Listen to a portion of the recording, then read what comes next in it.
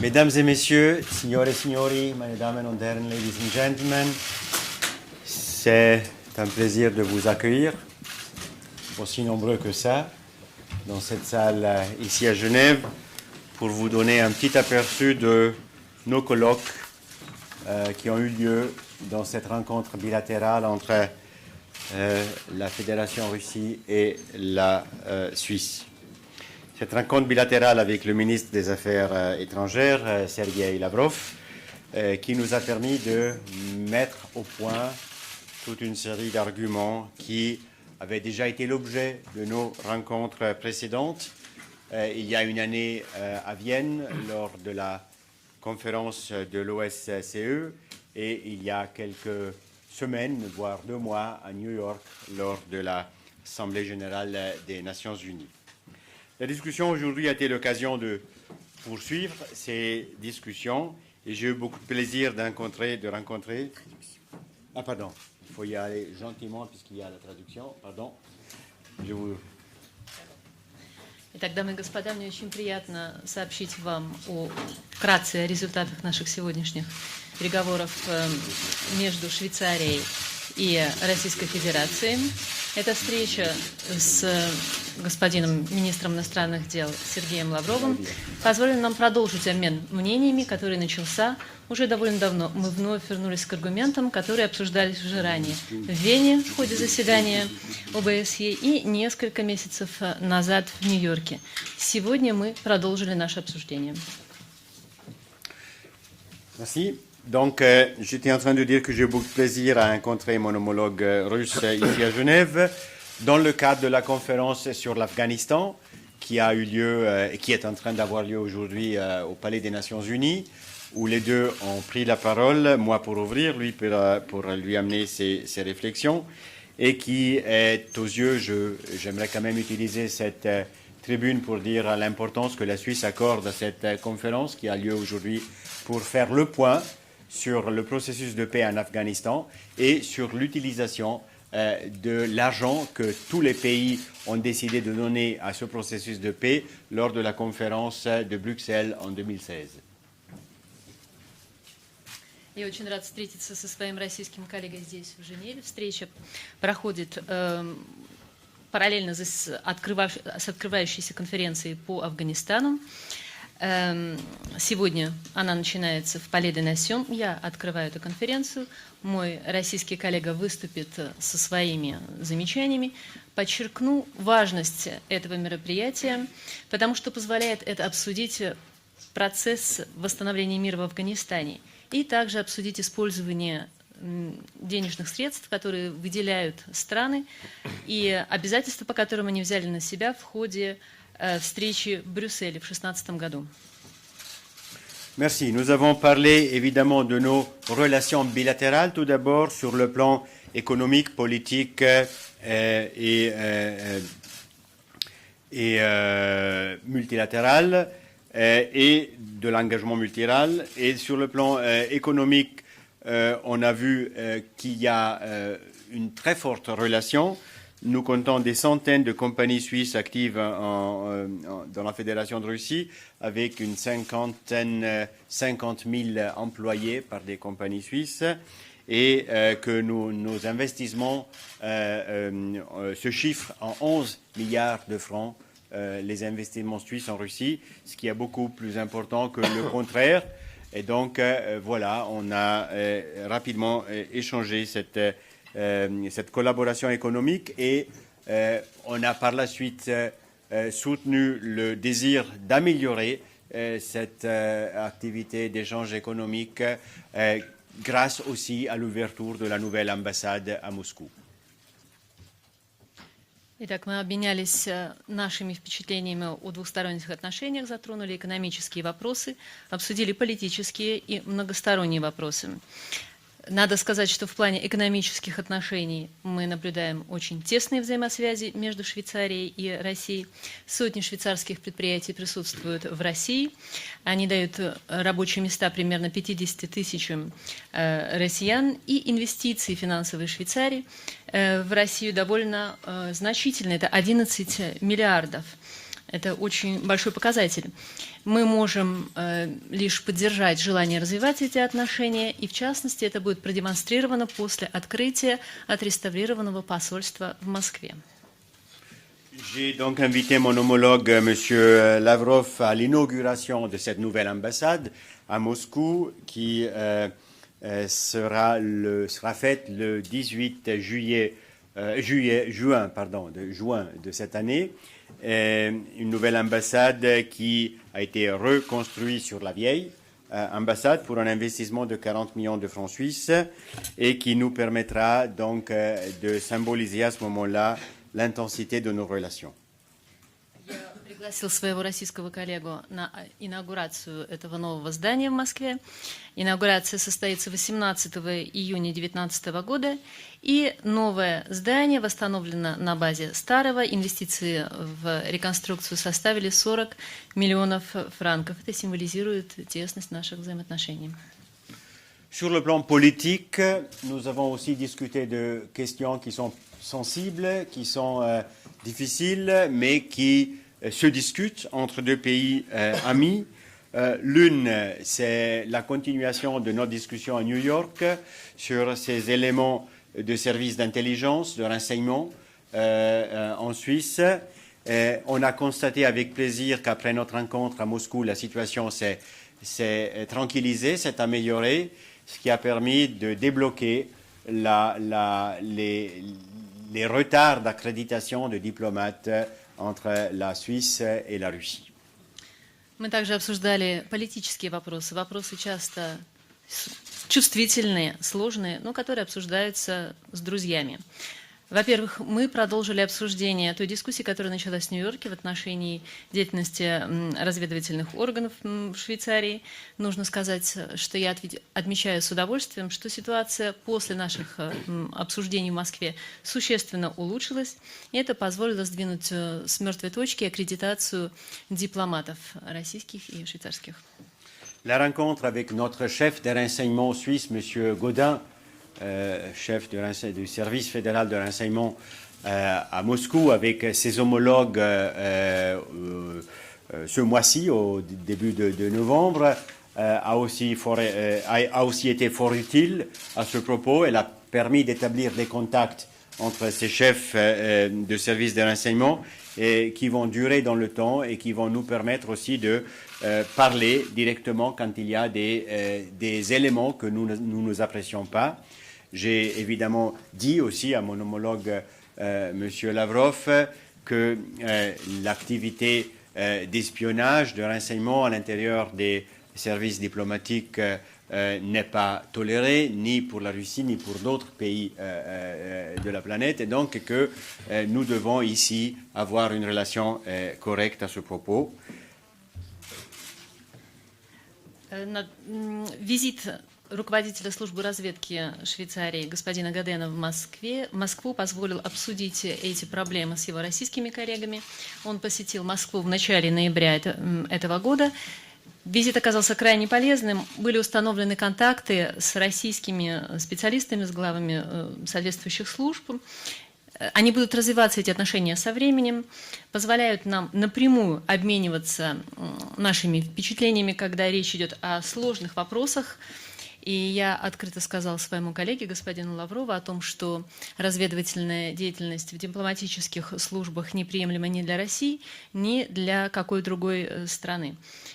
Я надеюсь, что наши отношения в этой смысле будут положительно развиваться. Et puis un deuxième élément toujours un peu difficile, mais qui a été l'objet d'une belle discussion, d'un bel échange, était la question actuelle autour de la mer d'Azov et les tensions entre la Russie et l'Ukraine. Évidemment, j'ai exprimé notre préoccupation et notre espoir et désir que des deux côtés, il y aura prochainement une déescalation de cette tension qui n'est ni dans l'intérêt de la Russie, ni dans l'intérêt de l'Ukraine, ni dans l'intérêt de tout le continent. Et évidemment, M. Lavrov m'a expliqué le point de vue de la Russie. Мы также затронули довольно сложный вопрос, но тем не менее смогли его обсудить. Речь идет о недавних событиях в Азовском море об отношениях между Россией и Украиной. Я выразил озабоченность с нашей стороны, но также надежду на то, что вскоре две стороны смогут прийти к деэскалации ситуации, потому что ситуация напряженности не идет на пользу ни России, ни Украине, ни всему континенту в целом. И господин Лавров объяснил мне свою точку зрения. Voilà, nous avons parlé d'autres thèmes aussi. Nous avons parlé de la guerre en Syrie, des évolutions. Nous avons parlé de l'Afghanistan, c'est le thème de la conférence ici à Genève. Nous avons parlé du Conseil de l'Europe, du rôle de la Russie et de bien d'autres éléments. Et il me prendrait 2 heures pour vous raconter tout ça avec la traduction. Donc je m'arrête ici et je passe la parole à mon homologue Sergei Lavrov, avec lequel, encore une fois, j'ai eu un bel échange et je le remercie pour nous avoir visités aujourd'hui en Suisse. Мы говорили и о других темах, например, о войне в Сирии, о развитии ситуации, об Афганистане, которому посвящена конференция, открывающаяся в Женеве, о Совете Европы и роли России в ней, о других элементах. Но мне потребуется 2 часа, чтобы объяснить все, о чем мы говорили, тем более с переводом. На этом я заканчиваю свое выступление, передаю слово своему коллеге и еще раз искренне благодарю его за посещение Швейцарии. Большое спасибо. Я прежде всего хочу еще раз поблагодарить Игнацио Кассиса, всех его сотрудников за приглашение провести двустороннюю встречу на полях конференции по Афганистану. Merci beaucoup. Je tiens tout d'abord à remercier une fois de plus Ignacio Cassis et tous ses collaborateurs de m'avoir invité de venir en Suisse en marge de cette conférence sur l'Afghanistan, la conférence internationale sur l'Afghanistan ici à Genève, et d'avoir des pourparlers bilatéraux à cette occasion. Мы подробно обсудили наши двусторонние отношения, которые всегда носили конструктивный характер, прагматичный, я бы сказал, и всегда основывались на взаимном уважении и учете интересов друг друга. Donc, nous avons discuté de notre relation bilatérale qui s'est caractérisée toujours par une nature constructive et pragmatique et qui s'est appuyée toujours sur une relation de respect mutuel. У нас устойчивый рост товарооборота, уверенное наращивание инвестиций швейцарских в России, российских в Швейцарии. Мы это приветствуем и сегодня подтвердили нашу линию на то, чтобы поощрять деловые круги к дальнейшему углублению взаимодействия между российскими и швейцарскими предпринимателями. Donc, les échanges commerciaux entre les deux pays sont en hausse. Les investissements russes en Suisse et les investissements en Suisse en Russie sont également en progression, ce que nous avons salué aujourd'hui tous les deux. Et donc, nous allons encourager les milieux économiques des deux pays à continuer à approfondir cette coopération. Новые решения в сфере торгово-экономического сотрудничества готовятся к очередному заседанию межправительственной комиссии по этим вопросам, которая состоится уже 4 декабря в Берне. De nouvelles décisions seront prises dans le domaine économique et commercial bientôt, à l'occasion de la nouvelle session de la commission intergouvernementale russe-suisse qui se tiendra déjà le 4 décembre à Berne. Как уже сказал мой коллега, мы отметили с удовлетворением возобновление контактов между нашими специальными службами, которые контакты прошли вот в середине этого месяца в Москве. Я думаю, что это можно только приветствовать, потому что именно так, по профессиональным каналам, на основе конкретных фактов, можно рассматривать озабоченности друг друга, которые лучше обсуждать именно таким образом, а не ориентироваться на публичные заявления, которые порой только сеют недопонимание и сумятицу. Nous avons également tous les deux constaté notre satisfaction à l'occasion du renouvellement des contacts entre les services spéciaux des deux pays. Donc les contacts qui ont eu lieu à la mi-novembre à Moscou. Donc je pense que c'est l'unique façon professionnelle de pouvoir résoudre ce type de problème, de discuter des préoccupations qui existent dans ce domaine entre les deux pays. Et c'est l'unique façon de le faire puisque quand on fait à ce sujet des déclarations publiques, ça ne fait que rajouter de la confusion. Так что мы приветствуем готовность швейцарской стороны перейти именно к такому профессиональному, деловому обсуждению любых возникающих озабоченностей. Donc nous saluons cette volonté de la partie suisse à discuter de façon professionnelle et pragmatique toutes les préoccupations qui apparaissent. У нас очень интенсивный, полезный диалог по линии внешнеполитических ведомств. Мы сегодня посмотрели на статистику проведения консультаций между Министерствами иностранных дел по самым разным вопросам международной повестки дня. И, наверное, боюсь ошибиться, но, по-моему, у нас нет другой стороны-партнера, с которой мы также часто консультировались бы между соответствующим подразделением Министерства иностранных дел. Nous avons examiné également aujourd'hui le programme des consultations bilatérales entre les deux ministères des Affaires étrangères de la Russie et de la Suisse. Et donc, j'ai peur de me tromper, mais je pense qu'il n'y a pas un autre pays avec lequel nous aurions des contacts beaucoup plus intenses. Мы подтвердили признательность нашим швейцарским коллегам за эффективное исполнение функций представительства интересов России в Грузии и за предоставление Женевской площадки для проведения дискуссий по Закавказью. Nous avons également confirmé nos remerciements à nos collègues suisses de représenter les intérêts russes auprès de la Géorgie et d'avoir mis à notre disposition la plateforme de Genève pour discuter du dossier Transcaucasie.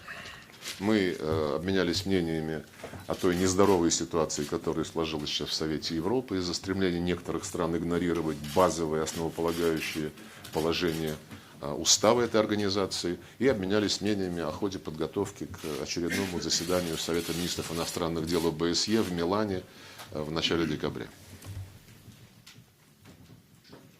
Nous nous sommes échangés d'opinions sur cette situation malsaine qui se crée aujourd'hui autour du Conseil de l'Europe à cause de la volonté de certains pays de ne pas respecter ou de violer certains fondements du statut du Conseil de l'Europe. Et nous avons également parlé de la préparation à la prochaine réunion du Conseil des ministres des Affaires étrangères des pays de l'OSCE qui se tiendra au début de décembre à Milan. Наши друзья интересовались инцидентом, который произошел, кстати, не в Азовском, а в Черном море при попытке украинских судов военно-морских войти в нарушение действующих правил безопасности в Керчь и Никальский канал. И мы привлекли внимание наших коллег к тем документам, которые были преданы гласности по итогам осмотра российскими пограничниками судов-нарушителей, и из которых, из документов, однозначно следует, что это была спланированная заранее провокация в расчете на скандал с прицелом на достижение геополитических целей и с прицелом тоже на решение внутренних проблем режима в Киеве.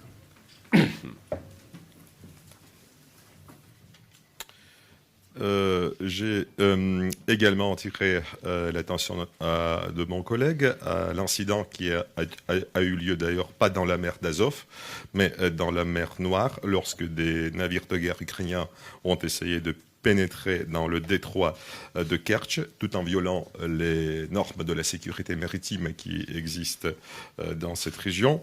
Donc, notamment, j'ai attiré l'attention de mon collègue à des documents qui ont été rendus publics après la déposition des marins arrêtés, ce qui témoigne clairement qu'il s'agit en l'occurrence d'une provocation qui vise à semer un scandale, à réaliser ses objectifs géopolitiques pour l'Ukraine, ainsi que pour que les autorités de Kiev puissent résoudre certains problèmes de leur politique intérieure. Из международных проблем мы подробно говорили о Сирии, мы ознакомили наших собеседников с теми усилиями, которые предпринимает Россия, как в национальном качестве, так и в рамках астанинского процесса вместе с Турцией, Ираном, способствуя диалогу между правительством и представителями вооруженных группировок оппозиции. S'agissant des dossiers internationaux, nous avons discuté en détail la situation en Syrie. Nous avons raconté à nos collègues suisses ce que la Russie essaye de faire dans sa capacité nationale et ainsi que au sein du processus d'Astana, ensemble avec ses partenaires comme la Turquie et l'Iran, tout cela dans l'objectif de rechercher un dialogue entre le gouvernement syrien et les groupements armés de l'opposition. Буквально сегодня началась очередная встреча в Астане, которая продлится 2 дня, и по итогам которой, я надеюсь, мы получим дополнительные основания продвигаться к решению вопросов и в сфере военно-политической стабилизации, и в сфере увеличения гуманитарной помощи, содействия в модернизации инфраструктуры, необходимой для возвращения беженцев, и, безусловно, в рамках политического процесса при подготовке к переговорам под эгидой ООН в Женеве.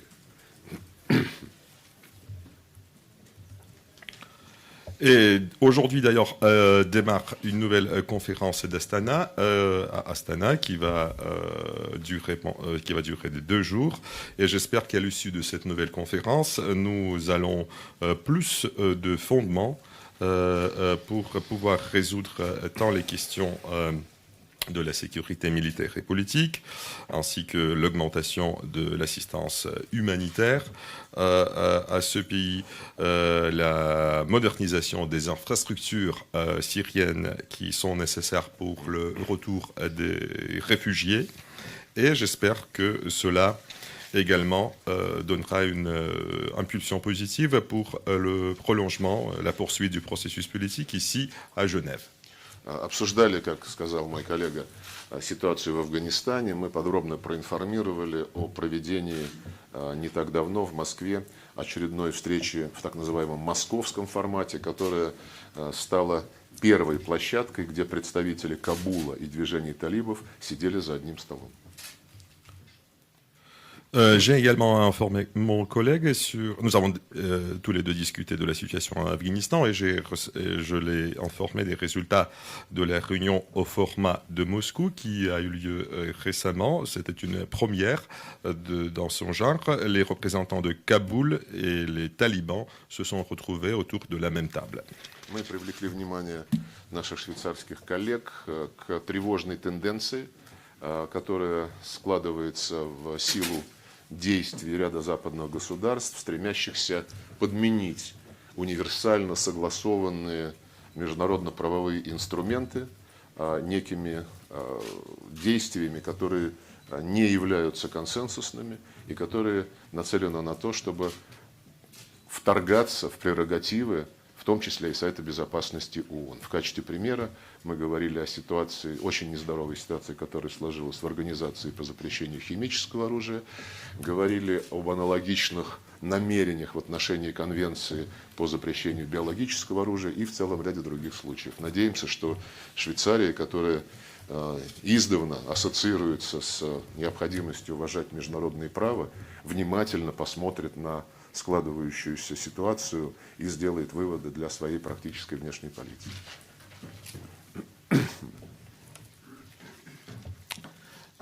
Nous avons également attiré l'attention de nos collègues suisses à cette tendance préoccupante qui est apparue récemment lorsque certains pays occidentaux essayaient de remplacer les instruments du droit juridique universel existants par d'autres processus qui ne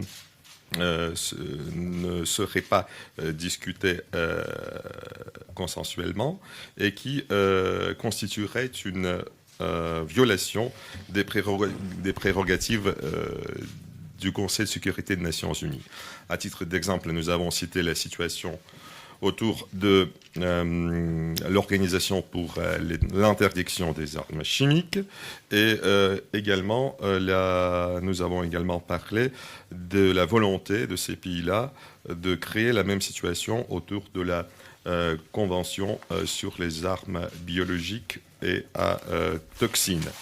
La Suisse, comme nous le savons tous, s'associe toujours avec, et plutôt la Suisse s'associe toujours à un respect du droit international. Et j'espère que grâce à ces informations, nos collègues suisses pourront être mieux informés et tirer des bonnes conclusions pour l'élaboration de leur politique extérieure. Ну и, конечно, мы будем с удовольствием готовиться к церемонии открытия отреставрированного здания, комплекса посольских зданий Швейцарии в Москве. Проведем по этому поводу и соответствующую церемонию, и переговоры с моим швейцарским коллегой. Et bien évidemment, nous allons nous préparer avec plaisir pour la cérémonie de l'inauguration de la nouvelle ambassade suisse à Moscou. Et à l'occasion de cette visite de mon collègue, nous aurons également des négociations bilatérales. Спасибо. Merci. Donc, on vient de me dire qu'il y a 4 questions. Je passe le contrôle de la situation. Merci. Donc, vu le temps, on n'a plus beaucoup de temps. Alors, on va commencer avec un journaliste venant de la Russie, je pense. Добрый день. Агентство ТАСС. Мой вопрос российскому министру. Сергей Викторович, Госдепартамент США на днях заявил, в частности, призвал европейских союзников не ослаблять санкционный режим в отношении России из-за ситуации вокруг Украины. На ваш взгляд, является ли это поощрением действий киевских властей и чревато ли это новыми провокациями со стороны Киева? Спасибо. L'agence TASS, la question au ministre russe, le département d'État a appelé récemment ses partenaires de l'Union européenne à ne pas affaiblir le régime des sanctions contre la Russie à cause de la situation autour de l'Ukraine. Alors pensez-vous qu'il s'agit d'un encouragement de cette politique des autorités ukrainiennes? Я думаю, что это, конечно же, отражает стремление Вашингтона потакать всем действиям киевского режима, даже подстрекать его на провокационные действия. Это прискорбно, потому что вот на эту тему недавно высказался президент Российской Федерации Владимир Путин, и слишком много фактов накапливается, которые говорят о том, что в Вашингтоне и в некоторых европейских столицах готовы исполнять любой каприз киевского режима. И мне бы очень хотелось, чтобы представитель Соединенных Штатов по украинскому урегулированию, господин Волкер, все-таки играл роль действительно представителя, который стремится добиться согласия между конфликтующими сторонами, прежде всего между Киевом с одной стороны и Донецком и Луганском с другой. Пока же господин Волкер выступает в роли ярого, некритичного защитника любых провокационных действий киевского режима.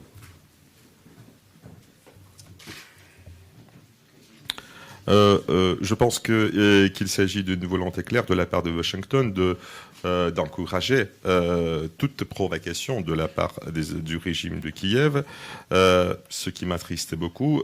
Récemment, le président de la Russie, Vladimir Poutine, en a parlé, il a fait une déclaration publique.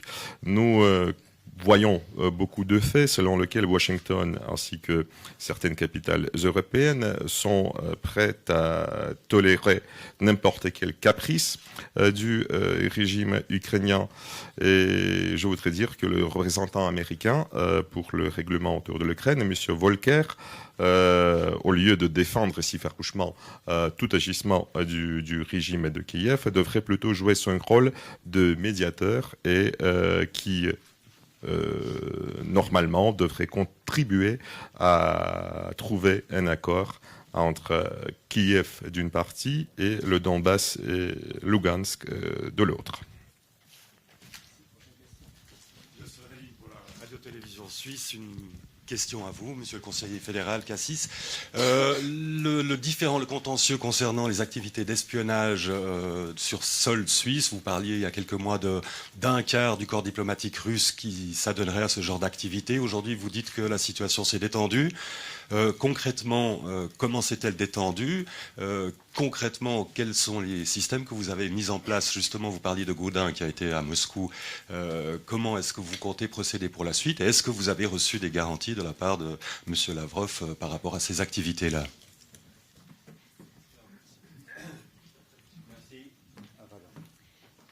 Швейцарское радио и телевидение, господин федеральный советник, вы рассказали о спорных вопросах, которые обсуждали, в частности, касающиеся деятельности по шпионажу на швейцарской территории.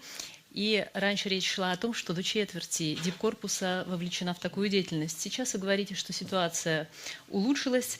Каким конкретно образом, какие системы вы предусмотрели? Вы упомянули уже о визите господина Гадена в Москву, но что будет дальше? Дал ли какие-либо гарантии господин Лавров со своей стороны? Donc les activités de renseignement d'autres pays en Suisse au sein des corps diplomatiques et en dehors des corps diplomatiques ne sont pas une nouveauté. Ça existe depuis la nuit des temps. La question est de savoir jusqu'à quel point ceci est légal et à partir de quel point ceci n'est pas légal. Donc il y a un certain marge de manœuvre qui est dans la normalité. Le corps diplomatique est bien en Suisse pour renseigner le pays d'origine sur ce qui se passe en Suisse, mais justement il faut le faire à l'intérieur du respect de la loi et ceci n'est pas toujours le cas comme vous avez pu voir dans le passé. Ceci ne concerne pas que la Russie mais bien d'autres pays aussi. Comment faire face à ce genre de choses sans interrompre des relations avec le pays, avec le dialogue. Avec le dialogue qui rappelle le fait que la Suisse ne tolère pas des activités d'espionnage illégales sur son territoire de manière claire et nette, c'est ce que j'ai dit à mon collègue, et aussi de manière claire et nette le fait de dire, voyez-vous, on a une activité qui est présente dans tous ces corps diplomatiques qui nous est connue et donc nous savons ce qui se passe. Et donc sachez que nous savons ce qui se passe et quelque part trouver la manière de réduire et d'arrêter ce qui est illégal. Et c'est donc ce que j'avais déjà dit à New York à M. Lavrov. Et on a vu effectivement que ce genre de dialogue, c'est le même dialogue que M. Gaudin a tenu il y a quelques jours à Moscou. Et ce dialogue amène ses fruits puisqu'il amène les pays qui sont touchés par ces appels à se modérer dans leur activité et à savoir qu'ils sont monitorisés par rapport à ce qu'ils feront dans le futur. C'est donc l'instrument que nous avons, c'est parler avec le pays, dire ce que nous admettons, ce que nous n'admettons pas, et puis contrôler après. C'est ça les instruments que nous utilisons. Мы должны понимать, что разведывательная деятельность присутствует не только среди дипломатического корпуса, она существует в разных формах и возникла не вчера, она существует всегда. Весь вопрос в том, в каких масштабах эта деятельность осуществляется легально и начиная с какого момента она становится нелегальной. И мы сообщаем, что открыто, что да, мы знаем, что эта деятельность осуществляется в дипкорпусе, но для швейцарской стороны это абсолютно неприемлемо, никогда не было приемлемо раньше и не будет приемлемо в будущем. Мы также сообщаем, что нам об этом известно. Как справиться с такой ситуацией, не прерывая отношений с соответствующей затронутой страной? Исключительно путем диалога. Мы напоминаем, что Швейцария не терпит нелегальной разведывательной деятельности у себя в стране. Еще раз сообщаем, что мы в курсе. И, пожалуйста, найдите, изыщите способы прекратить такую деятельность, сократить ее. Мы говорили уже об этом в Нью-Йорке с господином Лавровым. И тот же вид диалога был продолжен в Москве господином Гаденом. Такая деятельность уже приносит свои плоды. мы констатируем, что страны, которые затронуты такими призывами, умеряют, сокращают свою соответствующую деятельность, а мы осуществляем мониторинг. Итак, инструмент один – взаимодействовать, говорить друг с другом, объяснять, что приемлемо, что нет, и затем осуществлять мониторинг. Наших отношений мы действительно узнали из средств массовой информации летом этого года, из швейцарских средств массовой информации, что у швейцарского правительства есть какие-то опасения в отношении деятельности России на территории Швейцарской конфедерации. Je voudrais juste rajouter quelques mots en ce qui concerne la relation entre la Russie et la France. Cet été, nous avons appris des mass médias suisses que le gouvernement de la Suisse avait quelques craintes quant aux activités de la Fédération de Russie sur le territoire suisse. Мы, повторю еще раз, узнали об этом из средств массовой информации и испытали некоторое удивление, учитывая, что у нас всегда со Швейцарией были конкретные, товарищеские, прагматичные отношения. И любые озабоченности, которые возникают у наших швейцарских коллег, мы готовы рассматривать профессионально. Но в данной ситуации никакого обращения к нам по соответствующим каналам не было, а появилась информация в СМИ. Но это значит, что кто-то, кто испытывал в швейцарском руководстве вот эти вот подозрения, эту информацию в СМИ слил. Нас это, правда, удивило.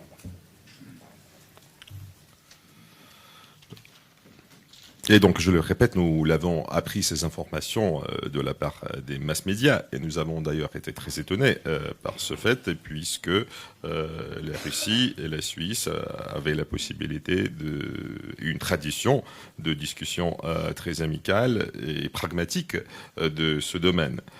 Donc c'est pour cette raison que nous sommes prêts à examiner ce type de préoccupations si elles apparaissent d'une façon professionnelle. Mais dans ce cas-là, le gouvernement de la Suisse n'a pas demandé aucune explication au gouvernement russe et je pense que quelqu'un des membres du gouvernement suisse a peut-être partagé ces informations avec la presse, tout simplement. И значит, этот кто-то был заинтересован не в получении конкретных разъяснений, а в том, чтобы устроить медийный скандал. Et donc, ce quelqu'un, il n'était pas clairement intéressé à obtenir des explications, mais plutôt de semer un scandale dans la presse. И когда мы с господином Кассисом в Нью-Йорке встретились, он эту тему затронул, и я откровенно сказал, что мы не понимаем, почему такие подходы и были избраны, и посоветовал пользоваться существующими и эффективными каналами. И мы довольны тем, что такой канал швейцарская сторона задействовала. В середине ноября соответствующий представитель приезжал в Москву, встречался со своими коллегами. И, как я понимаю, итоги этой встречи были приемлемы для обеих сторон. Надо и по-прежнему, надо и далее продолжать взаимодействие по этим каналам профессионально и без какой-либо политизированности.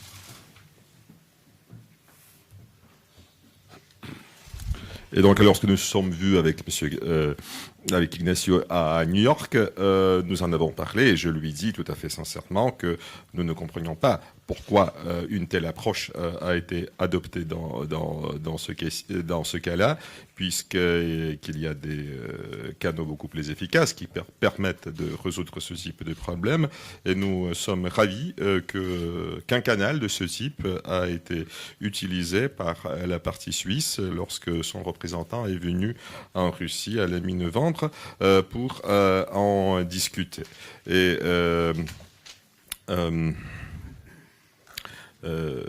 nous pensons que cette réunion à Moscou a eu des résultats nécessaires et je pense que nous devons continuer à travailler de cette manière sans aucune politisation de ce dossier.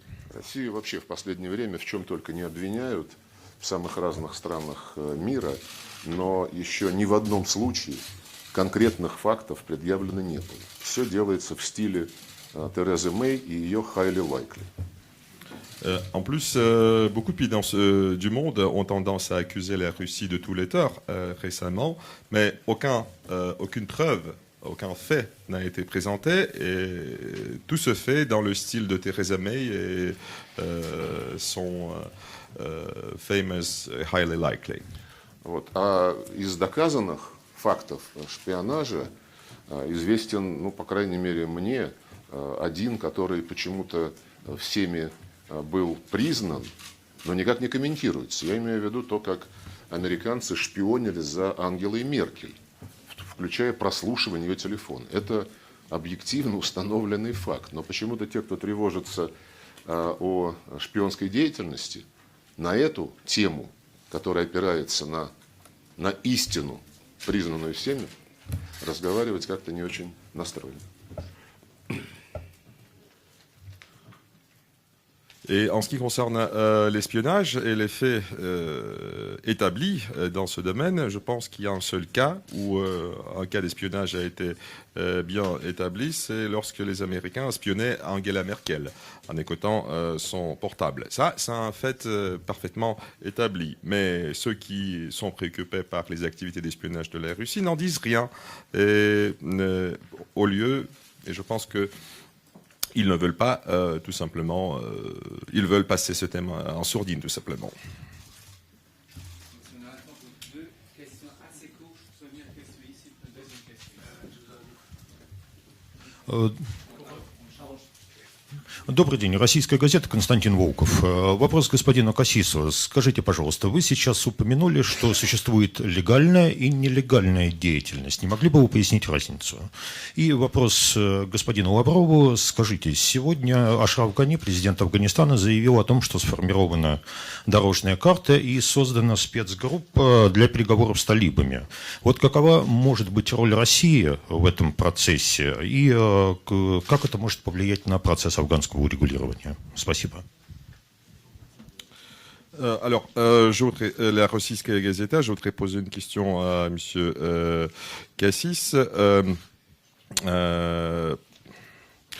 puisque vous avez évoqué deux types d'activités du renseignement légal et illégal. Alors, pourriez-vous expliquer un peu davantage quelle est la différence entre les activités de renseignement légaux et illégaux? Et une question pour M. Lavrov.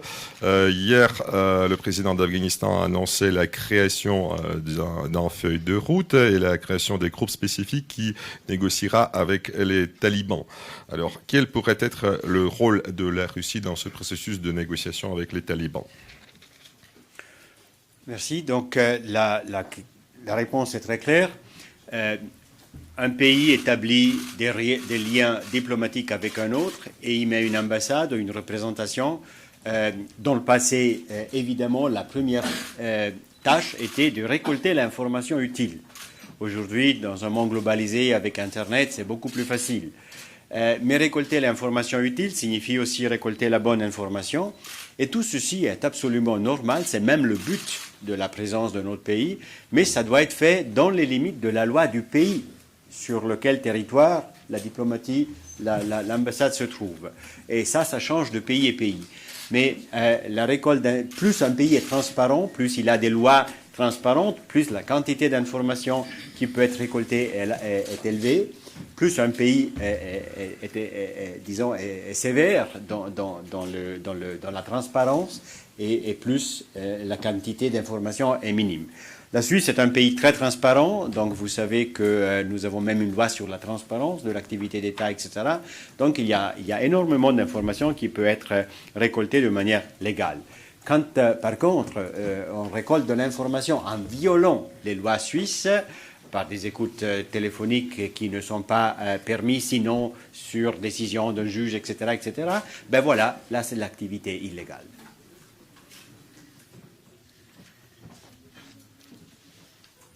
Существует деятельность дипломатических органов. Всегда на территории зарубежной страны находится либо посольство, либо представительство.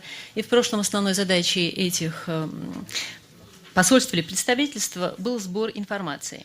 Сегодня, конечно, собирать информацию гораздо легче ввиду существования интернета. Но в целом объемы информации огромные, и я имею в виду доступную информацию. И все ограничивается исключительно законодательством страны, в которой находится посольство или представительство. Законы эти меняются от страны к стране. Итак, чем более транспарентная страна, тем больше доступна информации.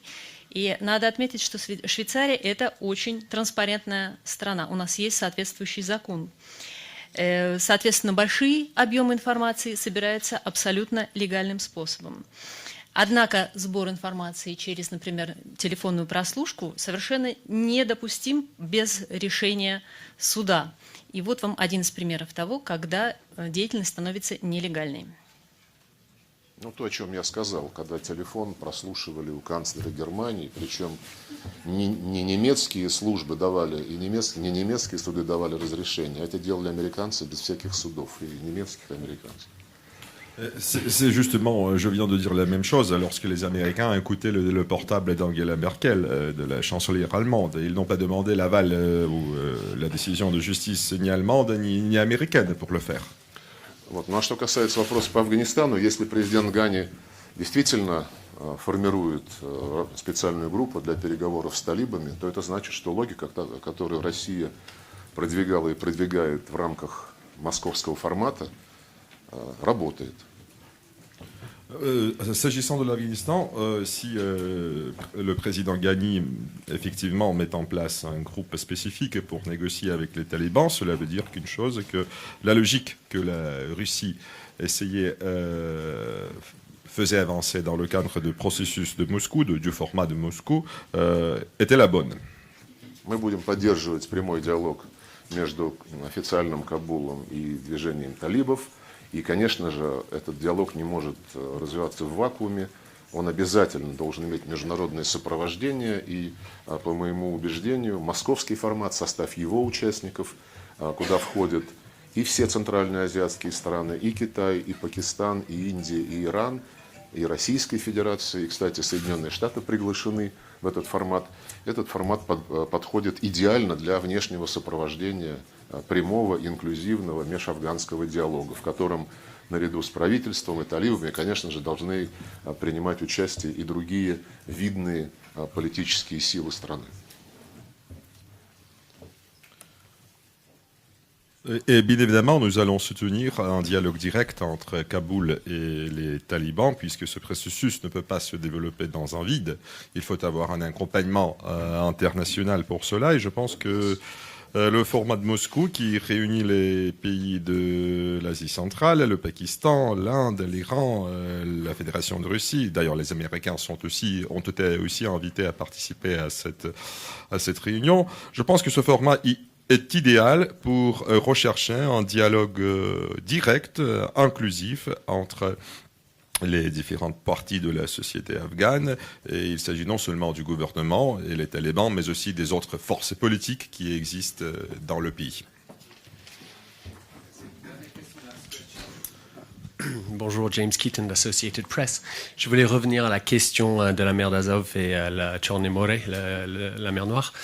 Vous avez parlé tout à l'heure, hein, Monsieur le Ministre, des faits et des accusations qui sont menées contre la Russie. Excusez-moi. Contre la Russie. Sans doute, sans doute. L'Ukraine avait sorti des faits. Hein. Aujourd'hui, les officiers et les autorités ont dit qu'ils ont des faits, ils ont des coordonnées, la position exacte des bateaux ukrainiens lors des tirs russes. Ils disent que c'était clairement dans des eaux internationales. Donc, ma question pour vous, c'est que est-ce que vous niez ces faits, selon les Ukrainiens? Et ma seconde question, c'est aussi concernant cela, c'est que le vice-président de l'Union européenne aujourd'hui avait parlé du fait qu'il souhaitait que le passage soit libre, à travers le détroit de Kerch. Est-ce que vous, Monsieur le Ministre, est-ce que vous pouvez, est-ce que la Suisse est d'accord sur cette question-là, que tout passage soit libre à travers le détroit, et pour la Russie, qu'est-ce que vous pouvez faire pour justement libérer ce passage? Merci. Представитель Associated Press задал вопрос касательно Азовского моря или Черного моря. Вы, господин министр, только что говорили об обвинениях в адрес России.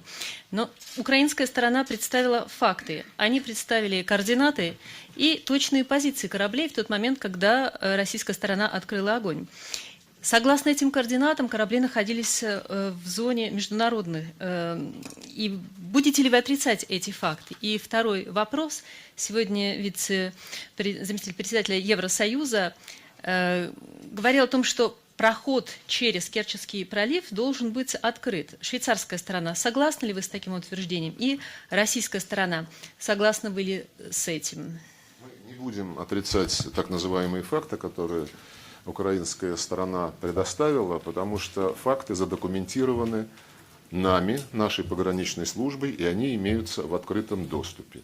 Согласно этим фактам, даже если абстрагироваться от того, что произошло в марте 2014 года в Крыму, нарушение украинскими судами территориальных вод Российской Федерации состоялось в той точке, которая и до 2014 года официально признавалась всеми, включая Украину, началом территориальных вод Российской Федерации.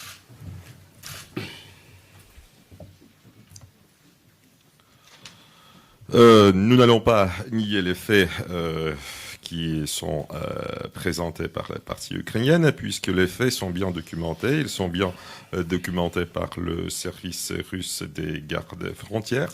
Ces renseignements sont libres d'accès, vous pouvez les retrouver.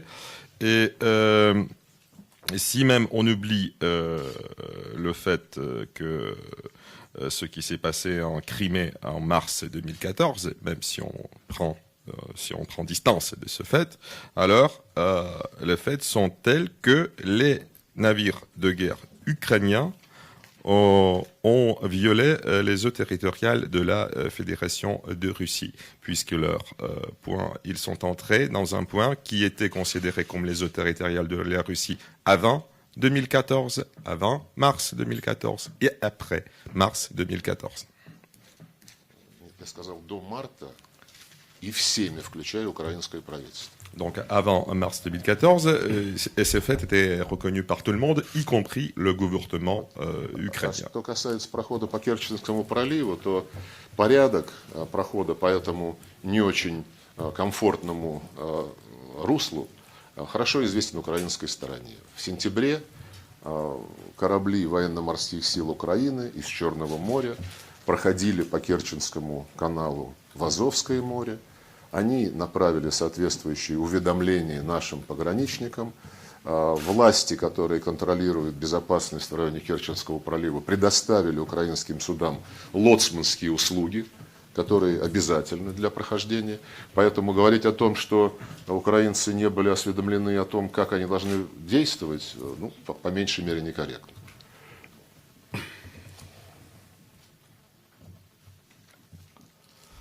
Et en ce qui concerne le passage des navires à travers ce détroit de Kerch, qui est d'ailleurs est un détroit assez difficile, alors la partie ukrainienne connaît parfaitement les règles du passage par ce détroit, puisque déjà en septembre dernier, les navires ukrainiennes ont effectué un passage de la mer Noire vers la mer d'Azov en notifiant le service des gardes frontières russes, puisqu'il existe une règle selon laquelle tous les navires qui passent par ce détroit doivent obtenir une assistance de navigation de la part de la Russie.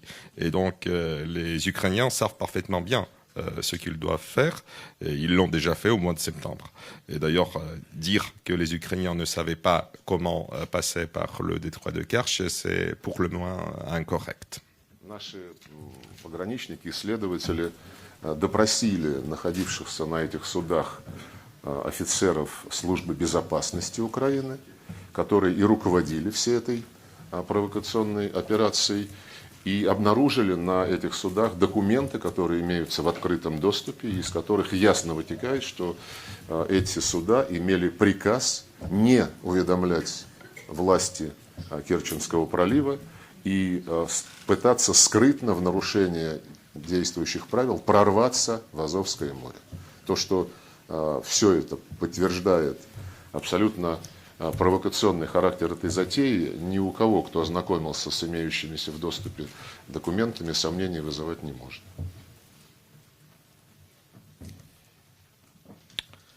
Et d'ailleurs, les gardes frontières russes ainsi que les enquêteurs russes ont questionné les deux officiers du service de la sécurité d'Ukraine qui se trouvaient à bord de ces navires et qui dirigeaient toute cette provocation.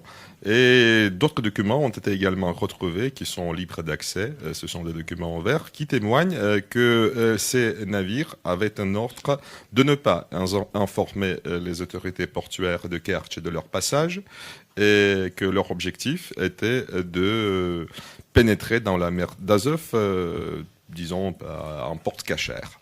Et tous les gens qui ont pu prendre connaissance de ces documents ne peuvent que consentir à cette réalité.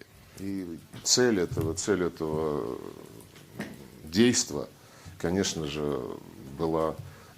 заключалась в том, чтобы не дать Западу вообще забыть про Украину, потому что от этого режима, от этих властей в Европе уж как минимум точно устали. Et l'objectif de cette démarche a été d'empêcher l'Occident d'oublier tout simplement l'Ukraine, puisque l'Occident est vraisemblablement fatigué par ce pays. В Европе, по меньшей мере. En tout cas, en Europe, les gens sont fatigués. В Америке, может, не устали, я не знаю. Peut-être qu'ils ne sont pas fatigués aux États-Unis. Вот. Je sais pas. Ну и заодно, конечно, стремление решить внутриполитические проблемы, где рейтинг Порошенко просто катастрофичен. Il s'agit aussi d'une volonté de résoudre certains problèmes de politique intérieure en Ukraine, là où la cote de popularité du président Poroshenko est catastrophique.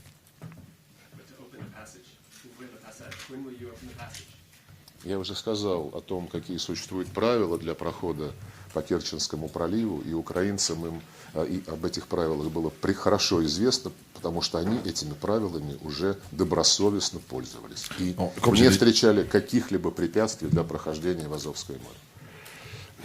Non, j'ai déjà dit qu'il existe des règles de passage par le détroit de Kertch et les Ukrainiens savaient parfaitement bien comment ils devaient procéder parce qu'ils avaient utilisé et ils ont respecté ces mêmes règles dans le passé. Et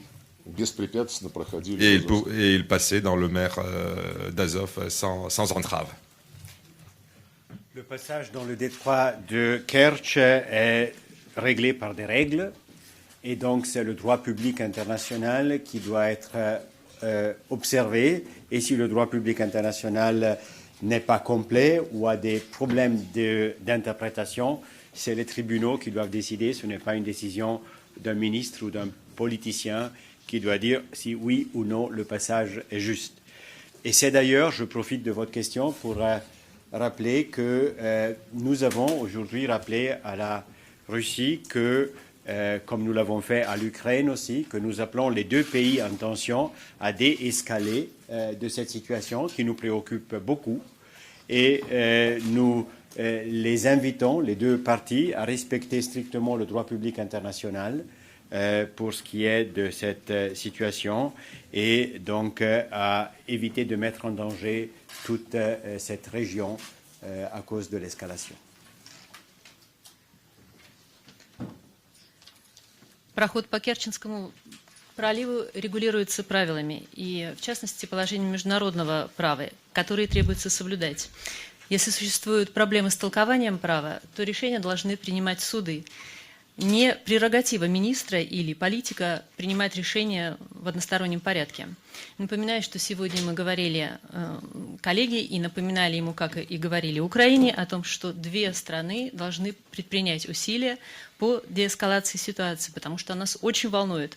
Просим соблюдать их положение международного права и избегать эскалации ситуации в регионе. Вы знаете, конечно, я целиком за международное право. И в полном соответствии с принципом самоопределения народов, права нации на самоопределение, в Крыму прошел референдум, на котором были зарубежные наблюдатели, хотя и не представлявшие официальные правительства, но это были люди, которые искренне хотели знать, что там происходит, и они убедились в том, что волеизъявление было свободным, и крымчане выбрали путь возвращения в Россию.